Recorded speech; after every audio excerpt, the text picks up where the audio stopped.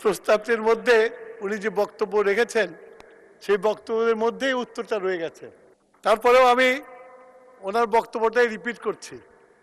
মাননীয় স্পিকার, 2016 সাল থেকে বাংলাদেশে গ্যাসের ঘাটতি দেখা দিয়েছে এবং প্রেশার কমে গেছে।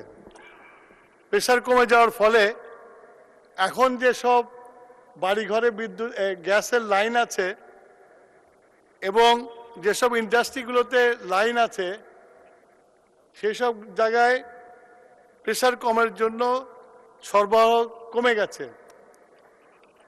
সেই জন্য আমরা এখন শুধু উৎপাদনকে চালিয়ে যাওয়ার জন্য আমরা ইন্ডাস্ট্রিগুলোকে যতখানি পারছি গ্যাস সরবরাহ করছি। ভবিষ্যতে এটা বলে রাখা দরকার, বিগত ফ্যাসিস্ট সরকার বাংলাদেশের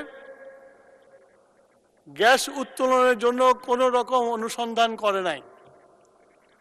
আমরা এই 2 মাসের সরকার আসার পরে আমরা বাপেক্সকে শক্তিশালী করে অনুসন্ধান কাজ শুরু করেছি।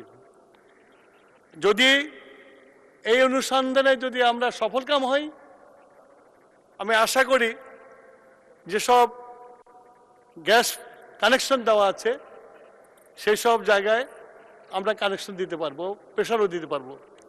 মাননীয় স্পিকার, আপনারা জানেন যে বিগত সরকার এই সেক্টরটাকে ইমিউনিটি বিল পাস করে কোনো জবাবদিহিতা করতে হবে না, এইটা করে পুরা সেক্টরটাকে আমদানি ভিত্তি করে দিয়েছে এবং বিশাল অঙ্কের বকেয়া রেখে গেছে।